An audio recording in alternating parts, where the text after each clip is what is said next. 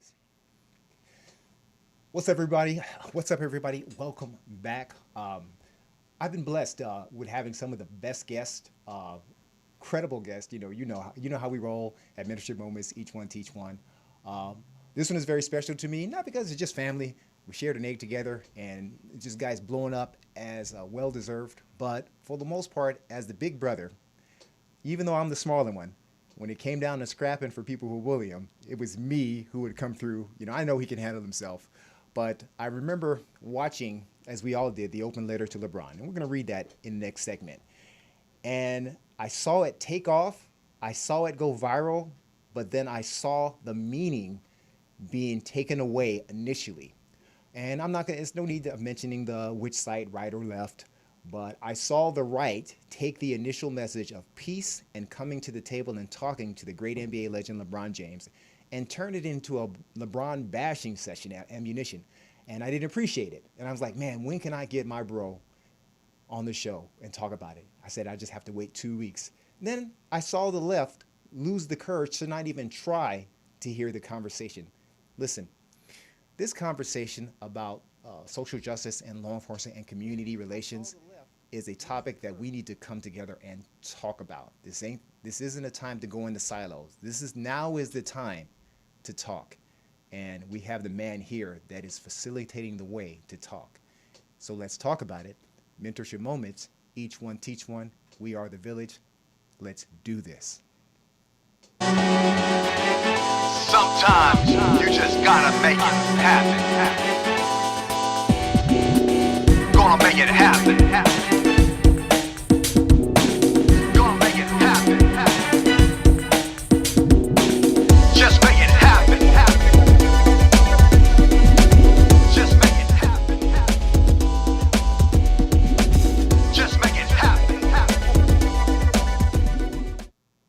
Listen, I couldn't be more excited about today.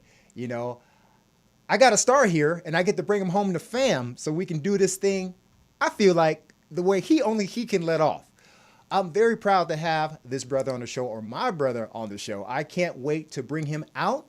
But before we do, let's get down to some quality business. It's been good here at the Mentorship Moment show. I have been blessed with some great sponsors. So let me give a shout out to Yulita S. Carter of Mutual Realty Consultants. Now, I'm definitely going to have her on the show to have her live for her sponsorship segment, but she has been supporting the show. God bless you. Hey, she will definitely market and network to try to find multiple competing offers for your property. Now, she's a certified probate and trust specialist. Listen, you can reach her at 213-804-3369. That's 213-804-3369. Very brilliant woman. I can't wait to have her. She's a little shy now, but I'm going to get her, right? I'm going to have a jingle for her in a couple of weeks. Mutual Realty Consultants.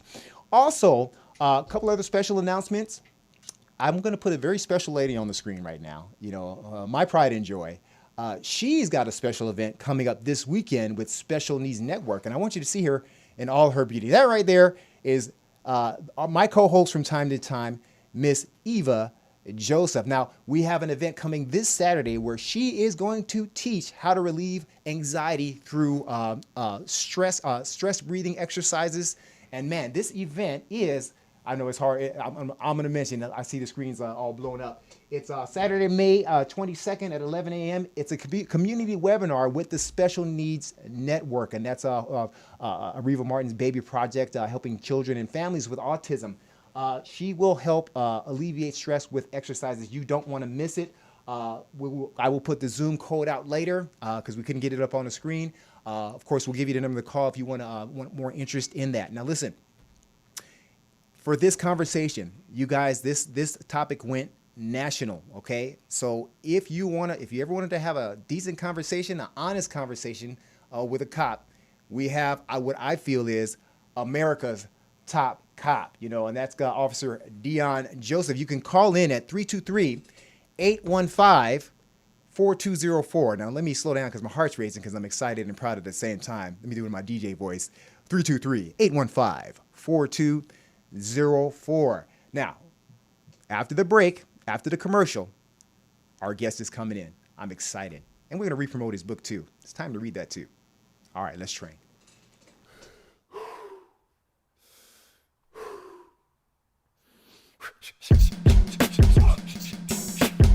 In life, we all have opponents to prepare for. But you don't have to be a fighting champion to defeat your current condition. You don't need to be the ultimate anything to tap out the stressors in life. But what if I told you that mastering your physical well-being, like a fighter, directly relates to mastering the obstacles in your daily life?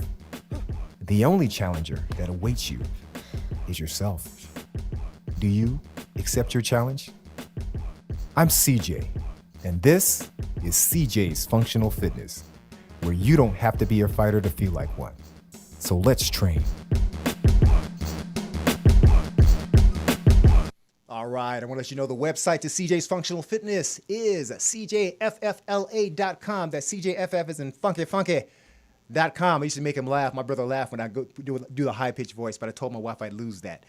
All right, fitness training, wellness, overall wellness, www.cjffla.com. Now listen, we've been given some great content. And look, like church, man, if you hear a good sermon and you want to keep the message going, you want to keep the spirit going, there's a couple of ways you can get to me. You know, you can give through Cash App, right? $CJ Functional Cash App. Or you can do, there you go, there's a Cash App sign, there it is. Or if you like the show and the content, you want to help me build this community, Venmo at CJ Functional. If you're following me on YouTube, make sure you like and share. Tell a friend. If you're watching Facebook Live, I'll try to get on Facebook to answer questions from there. This is a good one, and this is a good time to have these conversations. You know, hey, be mad, guys, but be professional. Be with us, but be smart. You know, let's come to the table and have a real discussion. Now, I've been holding him back so long. He's foaming at the mouth right now. No, he's not. He's had so much experience in this, man. This guy is national. I want to start by reading the letter, and then we'll bring in our guest. Now, we have to double wide the screen because he's large. He's large and in charge. Look at that guy. Look at all those muscles. You know, I have small muscles. He has huge muscles, but it's enough to take on this national campaign that he's addressing that I'm very proud of. Hey, I'm going to read this letter to you. This is the letter to LeBron James. Dear LeBron, I'm not going to come at you from a place of hatred. There will be no name calling. I was raised to see the whole of a human being, not the hyper focus on their flaws or make said flaws the whole of who they are. I'm an honest man. What you do for children and others as acts of charity shows a huge heart. You show to be a family man, and that's to be respected. You play for the team my family, that's right, has cheered for since the 60s. Then myself since 1979. But your current stance on policing is so far off base and extreme. Your tweet that targeted a police officer in Ohio who saved a young woman's life was irresponsible and disturbing. It showed a complete lack of understanding of the challenge of our job in the heat of the moment. You basically put a target on the back of a human being who had to make a split-second decision to save a life from a deadly attack. A decision I know he and many others, like me, wish they would never had to make, especially when it involves someone so young. Instead of apologizing, you deflected. You said you took your tweet down because you did not want it to be used for hate, when the tweet itself was the embodiment of hatred rooted in a lack of understanding of the danger of the situation. I don't know if this will reach you, but my hope is that one day I can sit down with you and talk.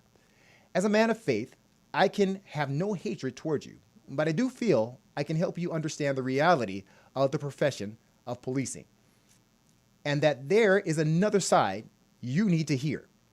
You are tired of black folks dying. So am I. You hate racism and police brutality. So do I. But you cannot paint 800,000 men and women who are of all races, faith, and sexual orientations, and are also mothers, fathers, sons, daughters, preachers, coaches, community members, and just human with such a broad and destructive brush. Unlike some of you who dug their heels in the belief that police are inherently evil, I think if you actually sat down and had a real, honest, and open conversation with a cop, there is a strong chance you may discover that we are not the monsters you have come to believe we are, who deserve the hate and disdain that you have. And even if you come away feeling the same way, I could respect it, because at least you gave the other side your ear instead of only hearing one narrative. The offer is on the table, Labron. No cameras, no fanfare, just two men talking. I know it's a long shot, but this division and hatred must stop. It is clear based on the rising crime and the marginalized communities that cops in the community need to build bridges to save lives on all sides. That cannot be done through the demonization of any group of people. Just putting it out there in the universe, brother. Even if not for me, please take the time to talk to a police officer instead of judging them. No shade. Thanks for all the positive things you do. Ladies and gentlemen, without further ado, an unfiltered conversation from the man himself, Officer Deon Joseph. How you doing, bro? Oh man, I'm good. Thanks Listen, for having me. I'm sorry, man. This isn't like Fox CNN, but we have two cats in the studio and the poetess. We're all going to give you a hand clap and a meow. All right. man, welcome. Poetess has to keep reminding me to stop to look at the camera and not the TV. You know what? He's so good looking, we just like looking at himself. Yeah, That's the problem. No, I'm just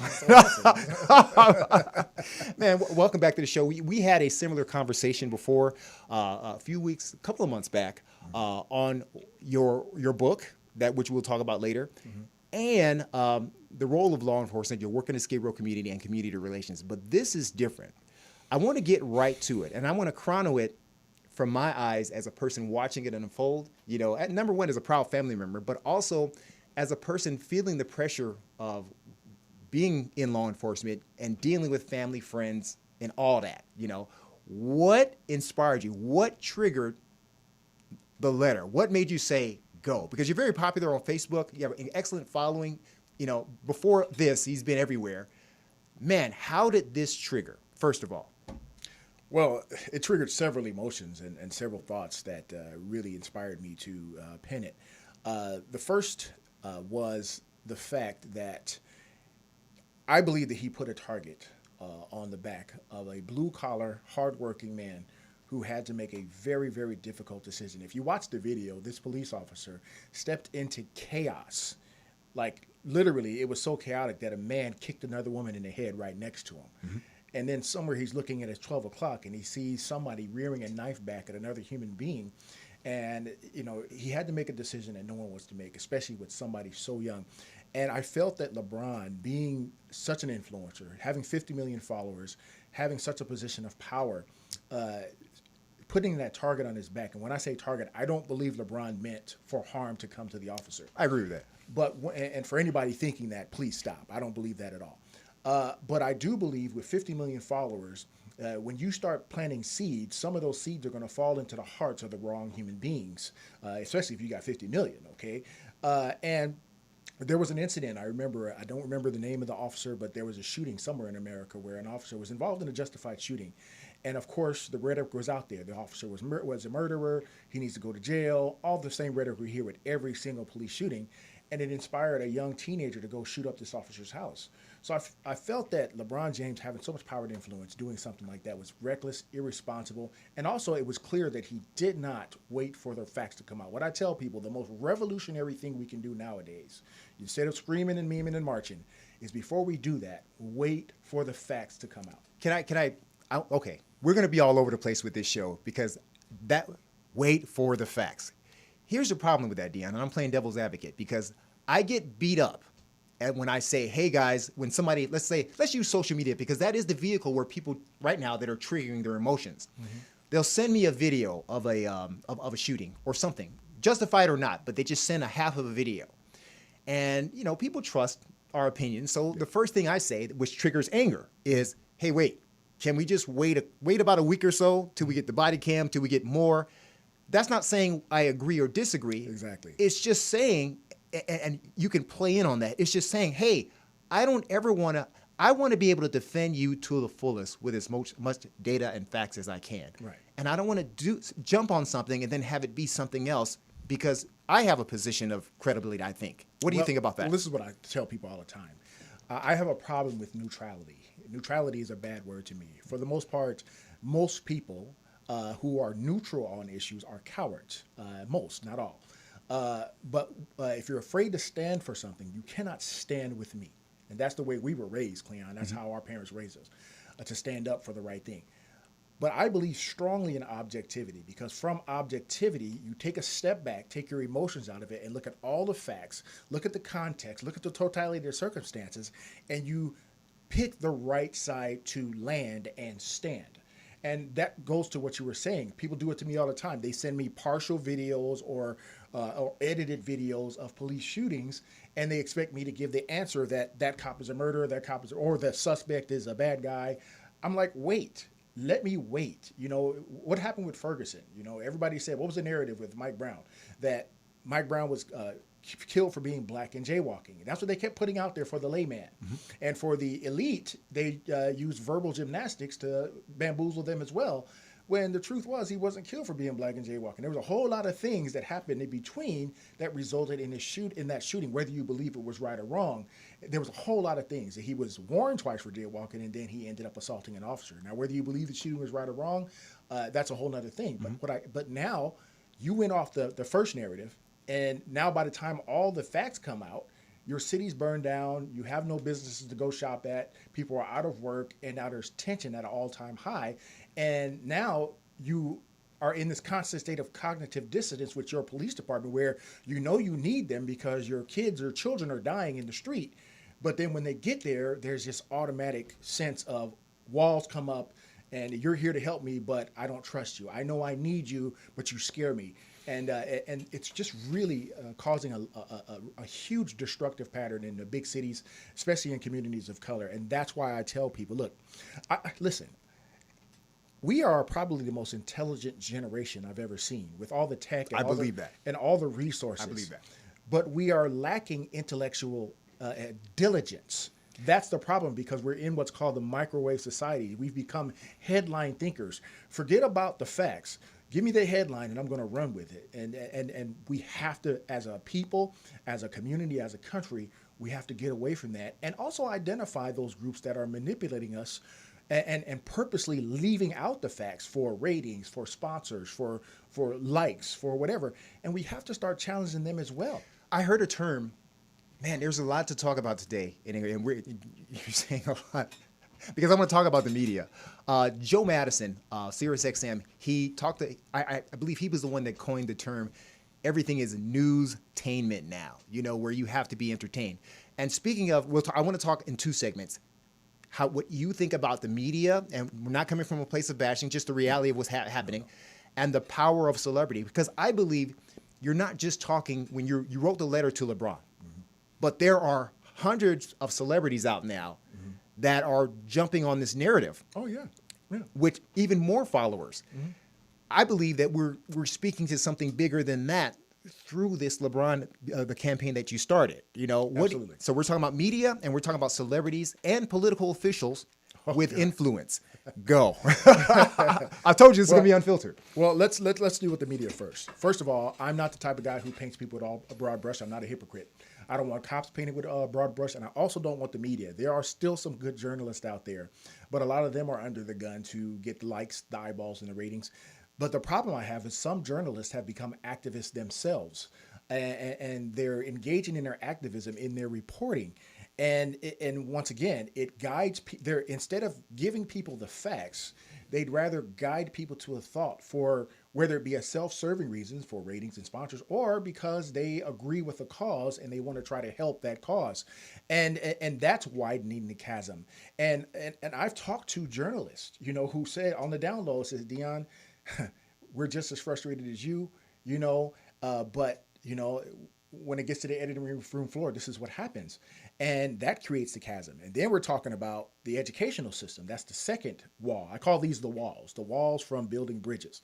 Okay. You have the educational system now to where right now in universities and college campuses and high schools, You got critical race theory, and there's only one narrative being allowed to be told about law enforcement. And prior to the pandemic and what happened with the horrible tragedy of George Floyd, you know, I was on college campuses. I had given Skid Row tours to 3,500 college students, activists who may have been on the left side, but they were open to hearing the other side. Now you can't even get a cop on the college campuses because they're like, you're the devil, you're inherently evil, and we don't want to hear what you have to say. And that is dangerous. So now you have this monolithic narrative that is really creating a very, very wide chasm. And then we talk about politicians. Now, I understand it. Once again, not all politicians, but far too many. I understand it when Joe is in his mom's basement smoking weed, switching from porn to cop block, watching a collage of cop videos, right? You know, I understand when it's him. But when our political leaders start sounding like Joe, flipping from porn to cop block, now we have a serious problem on our hands because in order to stay relevant instead of right, they end up making what's called knee-jerk policy that actually tie the hands of law enforcement, defunding law enforcement, which takes away the things that we need to become better, like training. I'll let you go. As a police officer, almost 26 years, the defunding narrative. Now, that's nothing new. I mean, they've reallocated resources before, but under the title of the social environment, how do you feel about that? Yeah, I definitely want your opinion on that. Well, it's not working. Well, you're out in the field every day in Skid Row, right? How is it not working? Like, I'm literally in the field. The lack of resources, the lack of support for victims of crime, the lack of limited training, things that we actually need to become better. As a matter of fact, I can only speak for my department, and I'm not representing my department. I'm just going off of what I see. One of the most progressive departments in the world that we're leading. There were 8 things that activists wanted from us, and we were already doing it. So now you want to take away funding to prevent us from having that necessary training, like implicit bias training and cultural sensitivity and all these other things, and tactics, which is also just as important. That's part of de-escalation. To help from keeping our head from being blown off of our shoulders. So we're losing that. And then in other parts of the country, we're having officers losing necessary tools they need to prevent from actually going to their weapon. In some state, they want to take away officers' ability to use OC spray based on one incident involving OC spray. We don't do this to doctors. Doctors use scaffolds all the time. Speak on it. Doctors use scaffolds all the time. But because one doctor messes up on a scaffold, you're not taking away their scaffolds. So let me ask you this. Why, in your mind, do you think it's so difficult to put that blanket on doctors, teachers, for their idiosyncrasies than police? Why? Well, Why do you think? You're out there. Primary reason, the microscope isn't on them. Primary reason. The microscope isn't on them, and there are no TV cameras and no people with camera phones in the operating room, but there are witnesses there who see. Look, let's be real. And the reason why I'm choosing these professions is because they have people's lives and spirits in their hand. Doctors and militaries and teachers, okay? Look, doctors in 1 year killed 250,000 people through malpractice, accidents, and misdiagnosis. You can look this up. It's a fact. Many of those people that were killed were people of color. No one's talking about defunding doctors. Teachers have the lives and the minds of your children in their hands.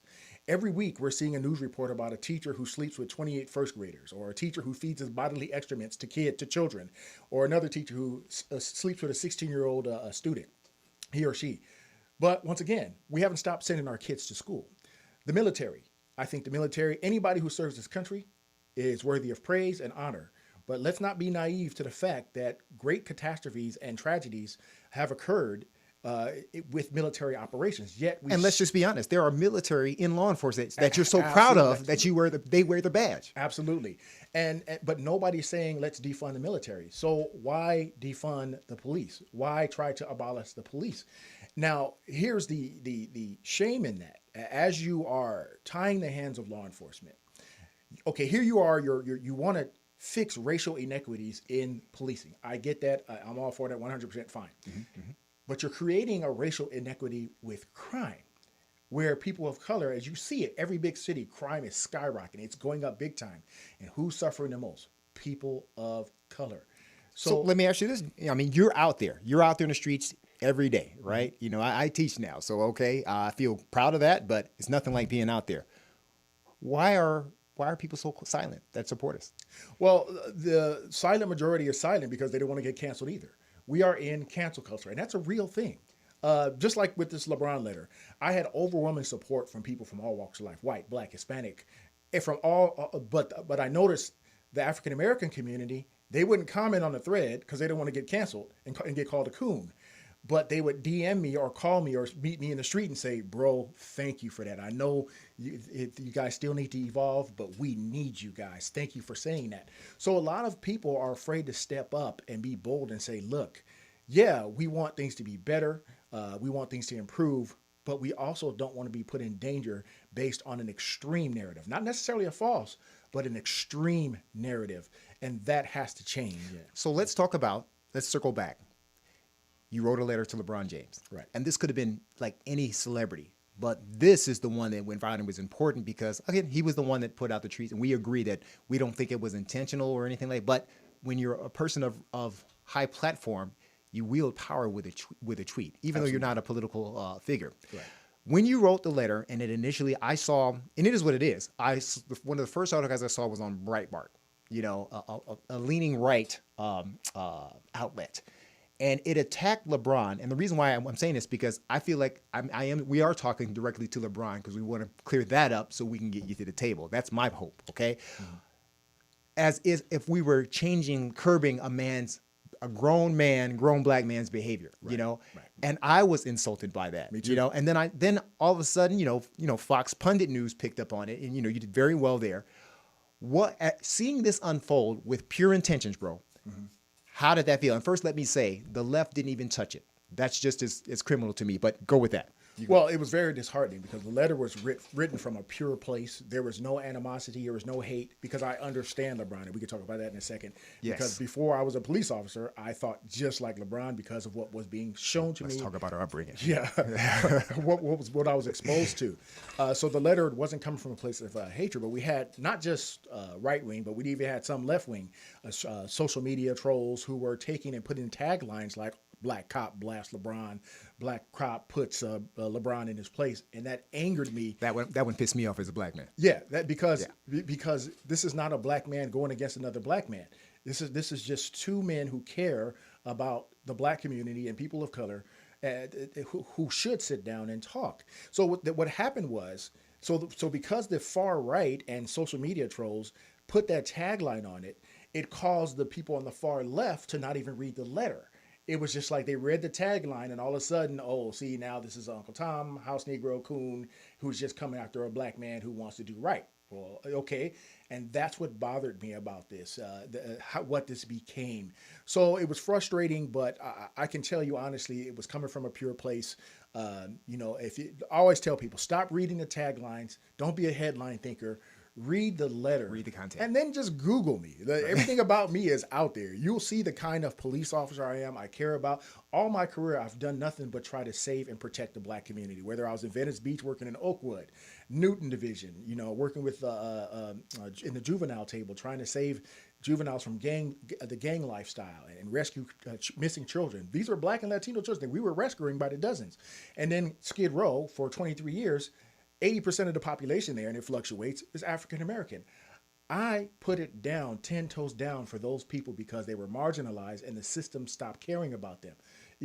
And I felt like they deserved the same level of service and concern as you would give somebody named Kim Kardashian. But it's deeper than that. What was it in your upbringing that made you care so easily and not just do your job, go above and beyond to deserve this conversation with a powerful celebrity? Well, obviously, it was how we were raised. Our mother and father were engaged in outreach their entire marriage. Our parents raised 41 foster children during their 47-year marriage, and we were around for 17 of those, on top of us, their 4 kids, and 3 grandkids that they had to take in and raise themselves. And it was amazing watching them love these children from a place that these children didn't expect it. And where was that from? A parent. And most of the kids we took in were black, Hispanic, and we had a few whites, but they took everybody in, no questions asked. And it was amazing to watch. Some of these kids were sexually abused, physically abused, neglected, not fed. And it was amazing to watch them heal these kids, whether they were with us 2 weeks or 2 years. And some of those kids, when they left our home, they left kicking and screaming, not even want to go back to their own parents. And then to see our parents also mentor and counsel their parents so they could get reunited. That was an incredible thing to see. And then to see them feed the homeless for 10 years religiously every Saturday, missing weddings, holidays, birthdays. They were late to my wedding, but we never got mad, right? Because they were doing, who were they helping? People of color, everybody, but mostly people of color who were downtrodden and struggling. And then our father, and this is important because my dad and my mom are my heroes, but my dad especially, because my dad, he remembered where he came from. He came from the Jim Crow South. It was a horrible place to live, and he had no choice but to commit crime to survive. My dad was an ultra-violent man. Thank God he never went to prison. You know the story. Mom too, right? Yeah, mom too. If you only knew. Go ahead. They were thugs. Rest in peace. Love y'all. Love y'all. But y'all know, y'all. They were thugging it out at one time. Anyway, go ahead. But my dad jumped on a man to rob him as a young man. It was going to bust his head open with a brick to get his wallet. And when he turned the man over, it turned out to be a preacher. And that preacher said, you got two choices. You either come to my church every Sunday for 2 months, or I call the sheriff and you never see the light of day again. And my dad chose the latter. And what he did was he reached back, and when he became successful and hired people who reminded Black, Latino men who needed a second chance.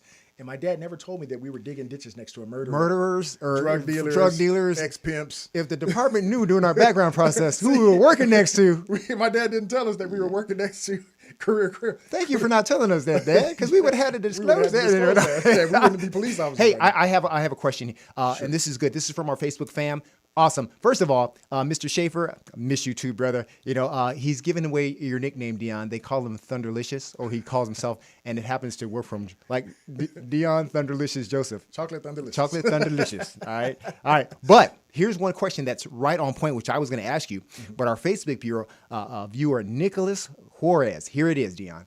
Do you believe the sensitivity that you have from your upbringing and examples that you saw can be transferred, this is a great question, to officers that have not been brought up in that way? Absolutely. And what we're seeing is a generation of officers from my era who are actually reaching back to younger officers and saying, hey, listen, when you get on the force, you'll always hear the old timers talk about, well, back in my day, we could do police work like this. You guys aren't crap. That's gone. I once a month, I teach something called a peer leadership group for our department, for officers who are about to graduate from probation. They've been in the field already. Some of them may have been jaded due to the current climate. And the first thing I do is I tell them my story, and I tell them, look, you have an origin story as well. There's something about you that can actually change. And also stress to them, that we know that the vast majority of police officers are decent, but let's not be naive to the fact that there is a negative exception. And we need this generation of officers like never before to step up. And if you see your partner stepping across the line and about to sell you our badge, we need you to step up and stop it. Because when that officer messes up, they're not going to say Officer Johnson. They're going to say the boop, boop, boop, boop police department. It's going to be everybody. It's going to be 800,000 men and women. Duty to intercede, y'all. That's law. All right, go ahead. Not just law, but even before it was mandated, I was telling these young officers that. I was a training officer for a couple of years, and every probationer I had, I stressed this. I said, even if it's me, if you see me do something wrong, if you see me mistreat somebody because of the color of their skin, if you see me step across the line and brutalize somebody, you report me. Mm-hmm. And so this has been happening, but once again, the media is not telling you this, and they're not even looking to show it. But we do have a lot of officers. Matter of fact, when we came on the department, we learned more about human relations and Spanish than how to keep our heads from being blown off of our shoulders. True. And what was unique was all the things I was told about police officers before. Oh, they're going to turn you into a Negro killing machine. They're going to teach you how to hate your own people. All this stuff. And I believed it. Put it this way, Deon. I know you can, since you said it, it's out there. Mm-hmm. Well, even before there was a Black Lives Matter, before we had, what did we have? We were the YBA posse, young black activists. We coming to get you, And then I was in a BSU in college and got indoctrinated. I talked about that last week, being indoctrinated. Had we not, so I empathize with our public who never had the experience of being in law enforcement. I got nothing but empathy to understand the anger and the sentiment. But when we cross through, we almost owe the agency we work for a huge apology for what we learned in that process. Right. See, we're no different than any other African American. I'm sorry, I didn't stop being beautiful and black. when I put the badge and gun on. It never stopped. The only difference between me and the average community members, I actually saw the other side. And on the other side, what I discovered was cops are nothing but human beings responding to human issues as human beings. And it's not always going to be perfect. Do I believe racism exists in police departments across the country? Absolutely. Because as long as human beings exist, racism is going to exist. Racism, apathy, brutality, all these things are not police traits, they're human traits. But I understand why the microscope is on policing, primarily because we have people's lives in their hand. But I can also assure you that that's a negative exception, not the honorable rule. There are people out there who literally want me to fall on my knees and confess. I've had that happen before. That every day I work is a scene from training day. And I'm like, I'm sorry, guys. I'm not going to throw 800,000 men and women under the bus. Now, look, I've had to report misconduct, and I didn't lose sleep about it. I had to report an officer for what I felt was brutality. I had to testify against an officer for racist language. And I didn't lose a drop of sleep. So they do exist. I'm not denying that. But when you paint 800,000 men and women across this country with a broad brush, it's dangerous. And what you also need to know is, have you been to a police roll call lately in a big city like Chicago, New York? It's not what LA? you think. People literally still think there's a bunch of blonde-haired, blue-eyed, bald-headed centurions walking around. Go to a roll call and you'll see they're more culturally diverse. There's people from the LGBTQ community. There's people from the transgender community. There's black, there's white. It is not the same department, and I reject the narrative that's trying to force me to say that we're the same place as we were in the 1960s. Listen, if you guys want to get in on this conversation, it's best to get it here before he's on a Nightline, okay? Because that's where he's headed. 323-815-4204. Now listen, great job, but now let's switch it over to RN, the badge, okay? Here's the other thing I was upset about. And like I said, we don't have to say, and this is like, let's talk about police unions across the country. Mm-hmm. You opened up the table for a message of peace to meet with LeBron James. Right. Then I saw a police union attack even more. In fact, we want charges against them. How do you feel? Did you feel that was a nail in the coffin at this stage for that kind of meeting through that action? What do you feel? Just being honest. It could have been one of many. It could have been the taglines. It could have been that. That was hurtful because LeBron didn't commit a crime at all. And I want the public to know that. So why even say something like that? Yeah, some people have their own self-serving motives for why they do things or why they do things. And then some people feel like, it'll motivate people whose morale are low. But you know what's been motivating people? My letter. I've had law enforcement officers from Canada, the UK, Africa, Boston, Chicago, Mississippi. They tell me, said, Deon, when we saw your letter, the morale boosted in our units 20%, because we hadn't had somebody speak up for the honorable rule. And they all say the same thing. We know there are jerks that wear a badge. We know that, but that's not all of us. And we just thank you for at least putting it out there that there are decent police officers out there. So I think that what that union rep did more damage to building bridges than what I did, what I was able to do. Because what I was trying to do was build bridges, not increase chasms. I wanted to make that very clear because I know that wasn't your intentions when that particular group took it that far. But do you think that's human nature now? It's like you feel attacked, then I attack you. What do you think about that? We're in the age of tribalism. Yes, never explain. before. Very good. Explain. And we're in our silos, we're in our echo chambers, and that's kind of what this whole current movement is doing. It reminds me of segregation to a degree, where segregation, the goal was to separate and control, where the current movement with identity politics is to categorize, to control, and manipulate people emotionally through grouping them.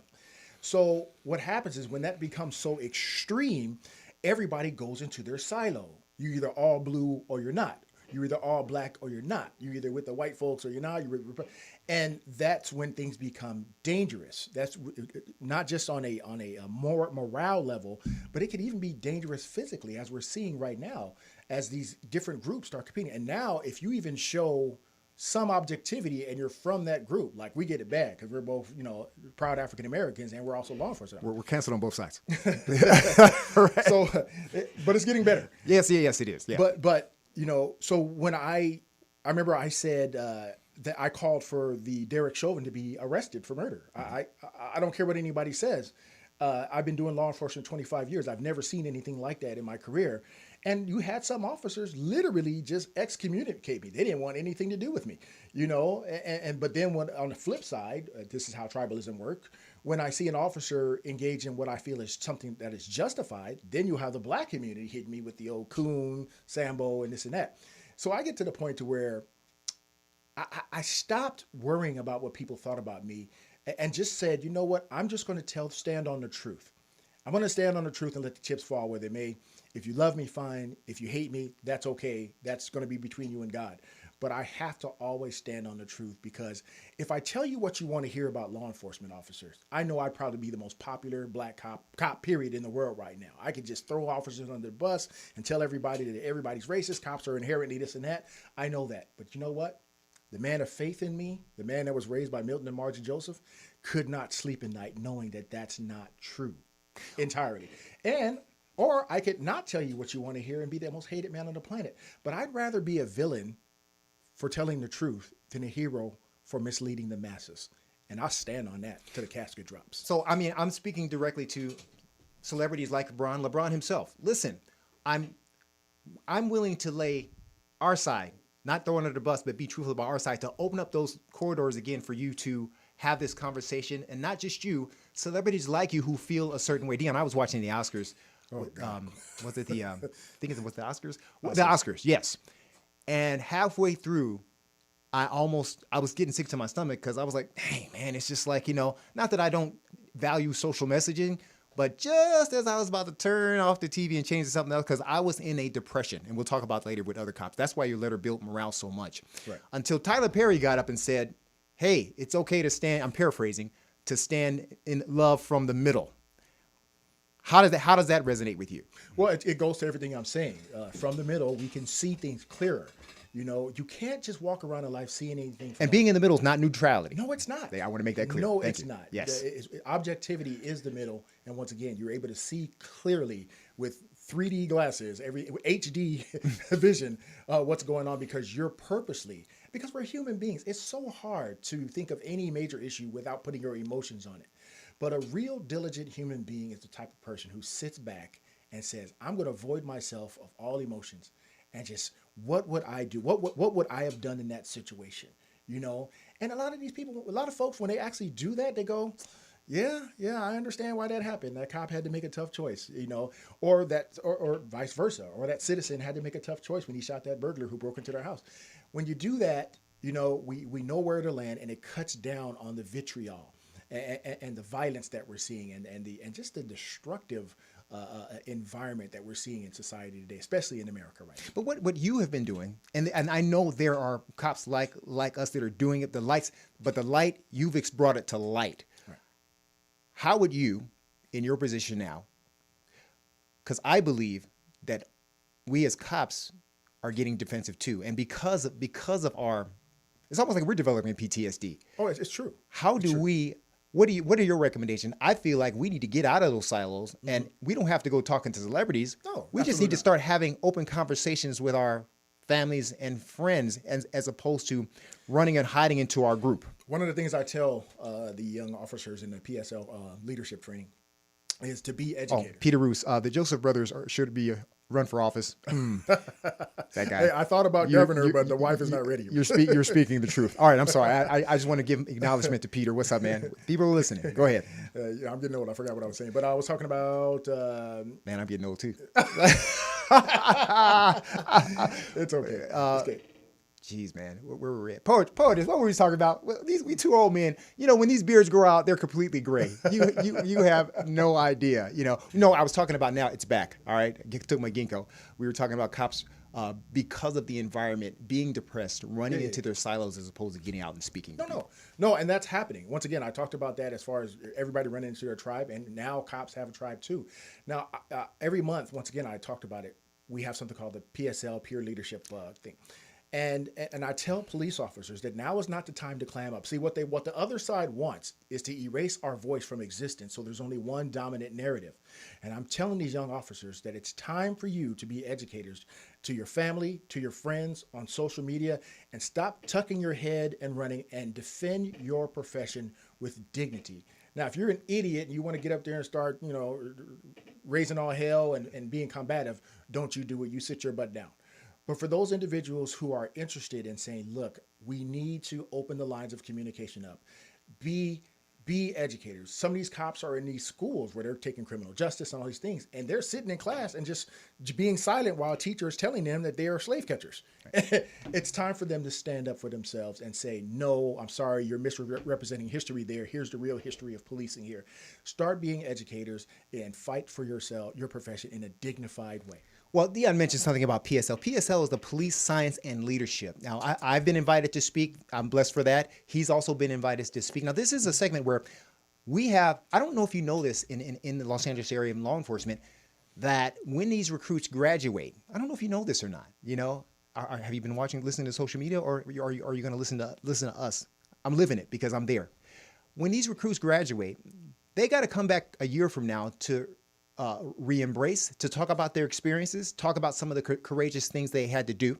They get to talk to officers like Officer Deon Joseph and myself to provide mentorship and leadership. Officer Sergeant Tom Datros, running the program, a good man, and he's a white guy, running it. And they come in a year, and then a couple of years they come in again, and 5 years later they come in again. And they give each other encouragement, along with provided with quality mentors that come in and keep them encouraged to keep fighting the good fight of not just fighting the system, of just maintaining your integrity and doing the right thing for the benefit of everyone, your police officers and community members who need them. We have a phone call. Welcome to Mentorship Moments. Each one teach one. This is Cleon Joseph. I have Officer Deon Joseph here. Listen, I'm down with a good conversation. Keep it sexy. Keep it community. What's your name? Let's go. Hey, Cleon, and how you doing? This is Rory. Hey. Oh man, there's another celebrity calling, man. Rory's the man. Old school radio. We're gonna talk about that, man. Brother, ask your question, man. Welcome. I'm honored.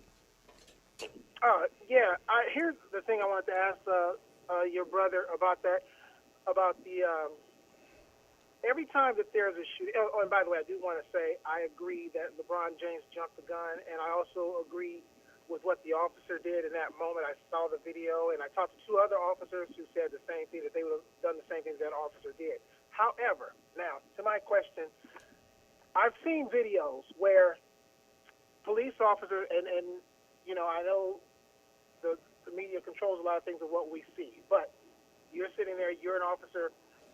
I've seen videos where police officers have dealt with white suspects and criminals, and when they can actually be justified in shooting them or tasing them, they've done none of that. They will treat the suspect with kid gloves. I've seen things where it looks like it's almost Keystone Copish. I saw where a suspect actually hit a female cop with her own baton, jumped in their car, locked them out, drove off.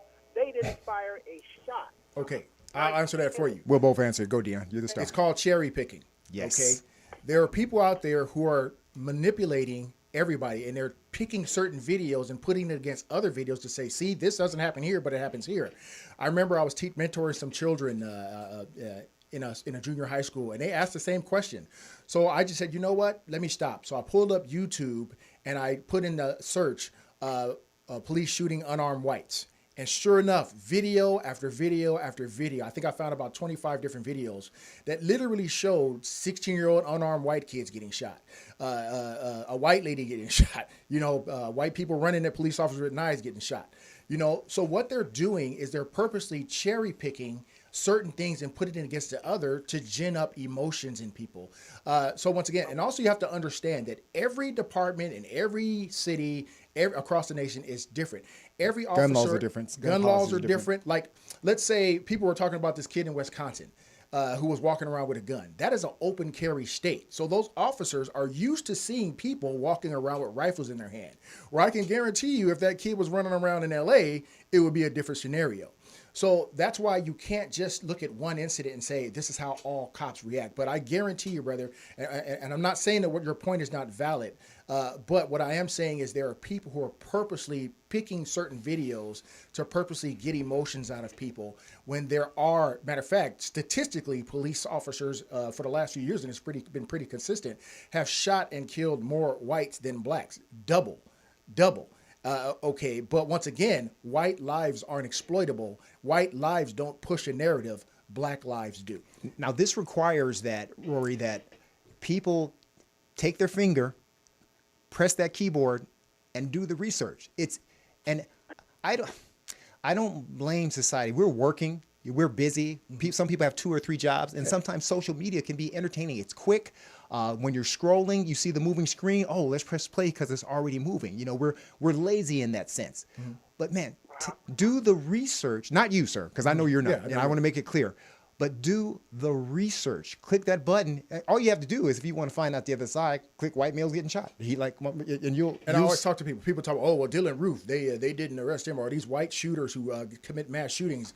The police. Why don't the police just shoot them? Well, because when the police showed up, they were walking calmly along the road, or they turned themselves in. The DC snipers were black. They were taken into custody without being shot. I've taken in 2 arrested, or the sergeant at scene that arrested a kid with an AK-47 in the community, and it ended up being a toy, but he went home. Oh, he let me tell you a story. Yeah. Please let me tell you this story. Listen, I responded to a call of a male with mental illness running around with a sword.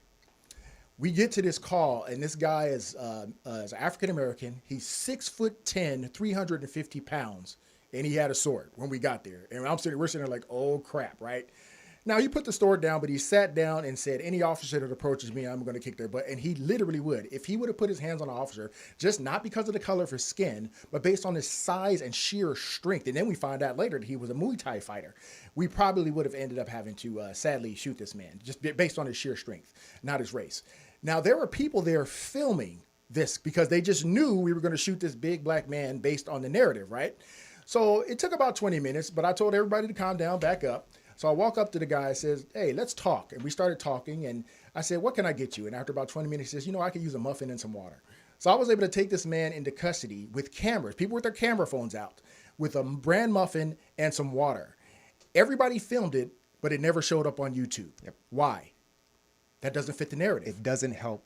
Now, I don't know if that answers the whole question, Rory, but I think the core of this conversation we're having right now, brother, is like you yourself, you do the research. Yeah, we're all being manipulated. We're all being manipulated. And if we can agree to that and just dig in a little bit and wait before we get all, I think of the who was the young man that got he had his hands up, and the I forgot what media what news outlet, they manipulated the video if his hands were up. Right. But it turns out he was reaching for a gun. Yeah. That should make you upset when you find out the truth. But we find people turning away when we see that piece of evidence. It's like nobody wants to engage in the truth of the matter. We've developed a lust for outrage and anger in our society like never before. And what that tells me is that we are all, black, white, in America, are being indoctrinated in this outrage, hate culture. Don't wait for the facts. Give me a book. Oh, okay. This outrage, hate culture that we're in, and I wish we could elaborate on it more. But please know that, and it doesn't mean that there aren't disparities. I'm not saying that at all. But please know that there's a huge manipulation going on with us, and it's all political. And now we even have politicians who are involved in it. I had a politician tell me once, and I was sworn to secrecy, and I will never say his name. But we were riding in a car today. I said, why do you guys always throw us under the bus? And he said, you know what, Joseph? I'm going to tell you the truth. As long as it doesn't go out the car. We actually know the vast majority of you guys are doing a hell of a job. Hell, I wouldn't do your job. But sometimes we have to throw you guys under the bus to get some of the things we want. I was told this by a politician. Now, I appreciated his honesty, but that told me that we had a long, dark road to hoe as it relates to building relationships when we even have the negative exception of politicians, news media, advocates working against us. There are people who don't want us to close this bridge. They don't want that to happen because it robs them of their 15 minutes of fame or whatever. It robs them of their cash cow. It's a power thing. It's a power thing now. At the expense of law enforcement's back and the community who's suffering from this defunding narrative. Now, real quick, Dan, I want to make sure I promote your book, Stepping Across the Line, A Skid Row Cop's Story. We promoted it before, but I want to make sure Amazon, Google, www.deonjoseph.org. Let's give them your Twitter handle, because forget my stuff.